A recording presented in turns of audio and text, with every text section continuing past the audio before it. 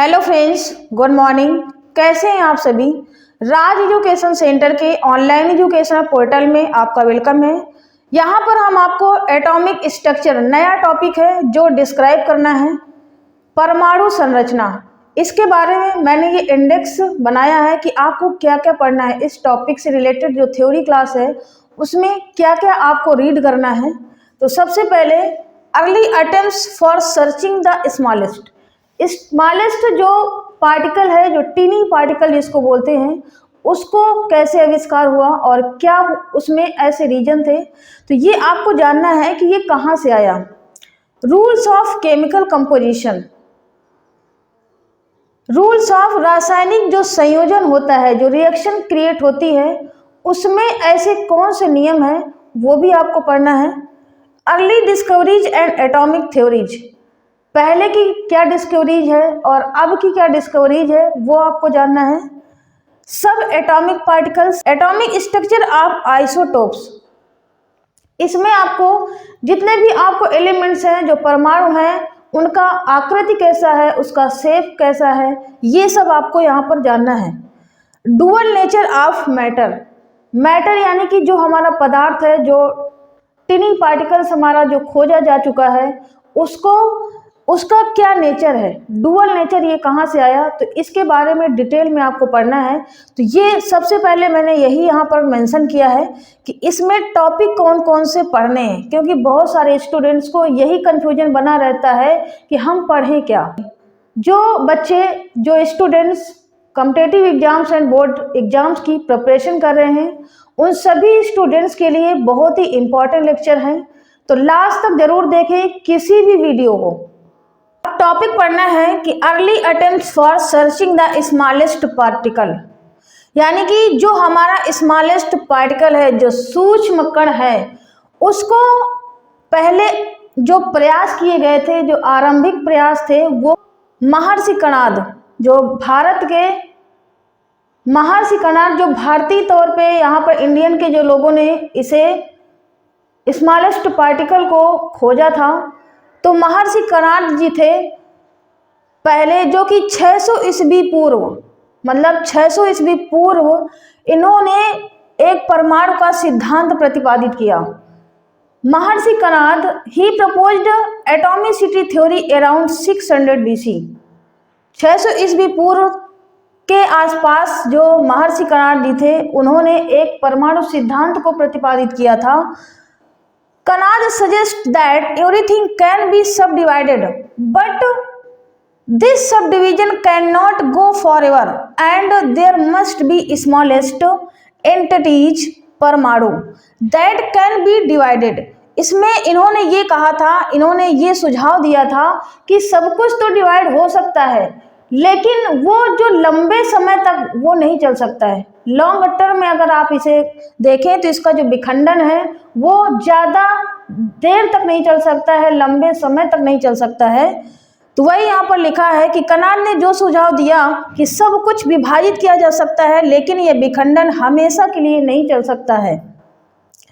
आवश्यक है कि सबसे छोटी इकाई जो परमाणु है, ये अस्तित्वमान है, मतलब इसमें जो पार्टिकल्स है, जो छोटे छोटे पार्टिकल्स हैं, वो उनका कोई भी अस्तित्व नहीं है, जिसकी वजह से वो विखंडन जो है वो लंबे समय तक जा ही नहीं सकता है, जिसे और विभाजित नहीं किया जा सकता है।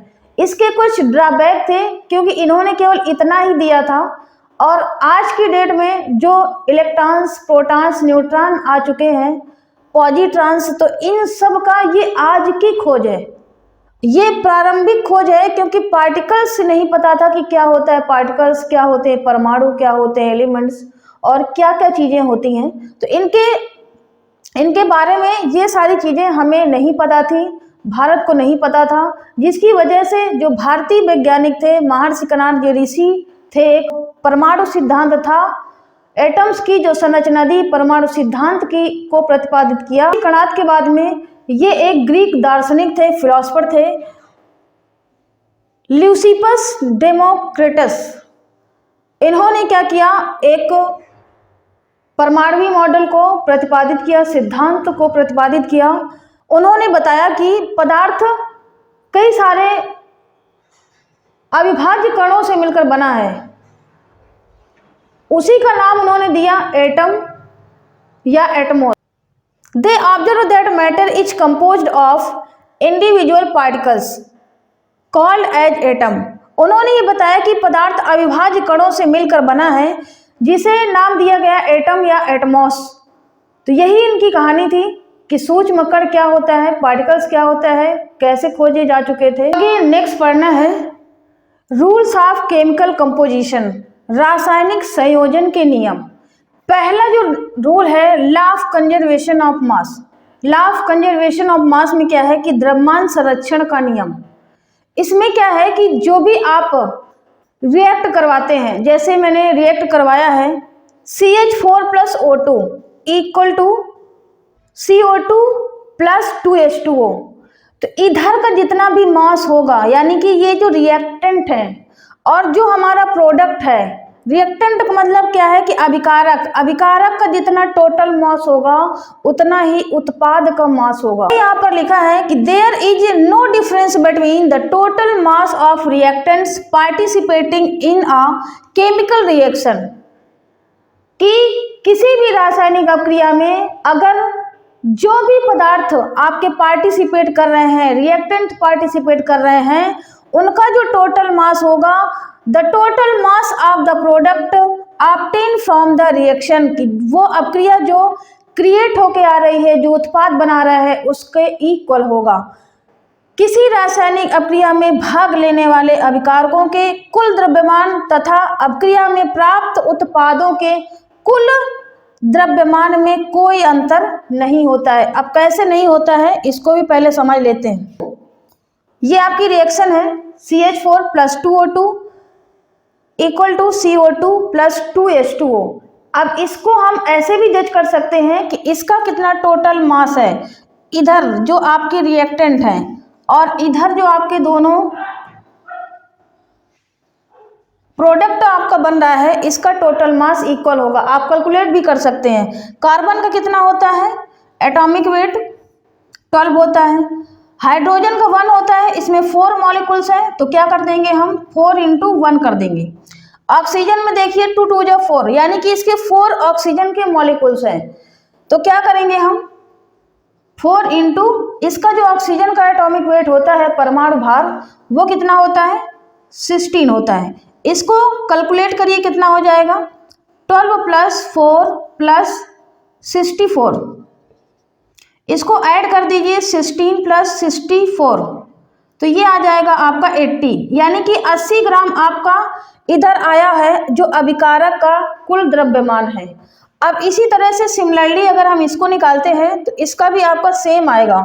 कार्बन का कितना होता है 12 होता है, ऑक्सीजन का देखिए 2 × 16 + 2, हाइड्रोजन के यहाँ से निकाल लीजिए तो 2 + 16, आप ऐसे करिए तो 12 + 32 प्लस ये हो जाएगा आपका 16 + 2 18, 18 × 2 = होता है 36। इसको आप ऐड करेंगे तो ये भी आपका कितना आ जाएगा 10 80, यानी कि 80 ग्राम आपका ये भी आया। तो इससे भी आप देख सकते हैं कि कुल जो आपका रिएक्टेंट है उसका टोटल द्रव्यमान 80 ग्राम आया है और यहाँ भी आपका 80 ग्राम आया है। तो वही आपका द्रव्यमान संरक्षण का नियम है। और इसमें एक नियम और है कि जो आपका जो मास है वो ना तो सृजन किया जा सकता है उसका और ना ही विनाश किया जा सकता है, ना तो वो उत्पन्न होता है और ना ही नष्ट होता है। वही यहाँ लिखा है मास can neither be created nor destroyed, द्रव्यमान का ना तो सृजन किया जाता है और ना ही विनाश किया जाता है। तो यह आपका पहला रूल था law of conservation of mass, द्रव्यमान संरक्षण का नियम, आपका ये फर्स्ट रूल है। अभी रूल्स ऑफ केमिकल कंपोजिशन में एक रूल और पढ़ना है rule law of constant proportion, स्थिर अनुपात का नियम। ये जो नियम है वो जोसेफ प्राउस्ट ने 1799 में इसे प्रतिपादित किया था। और जो हमारा द्रव्यमान संरक्षण का नियम था लॉ ऑफ मास कंजर्वेशन, उसको किसने प्रतिपादित किया था, एंटोनी ने।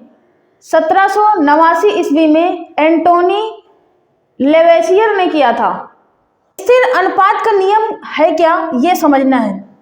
The ratio of elements included in each compound is always fixed, यानी कि जो भी हमारे रिएक्टेंट्स हैं वो रिएक्ट कर रहे हैं तो उनका जो प्रोडक्ट हमारा बन रहा है वो उनका जो रेशियो है वो फिक्स है, जो अनुपात है वो फिक्स है।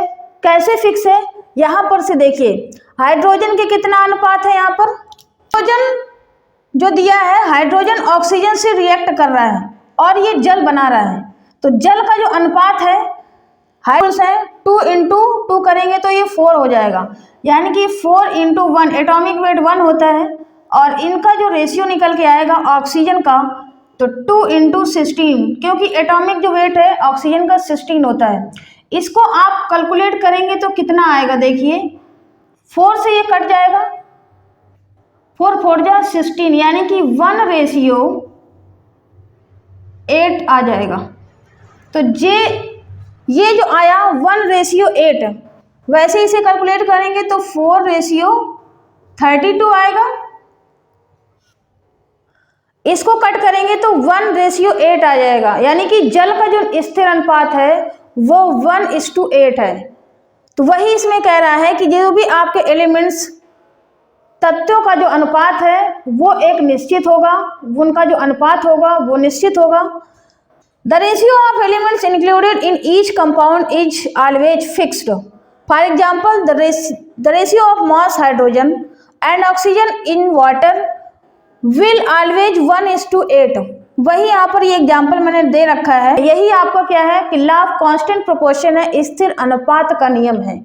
अब ये जो मेरा लेक्चर है कंप्लीट होता है, एटॉमिक जो थ्योरी है, बाकी के जितने भी टॉपिक हैं वो हम आपको नेक्स्ट लेक्चर में प्रोवाइड करेंगे। Thank you so much, wish you all the best.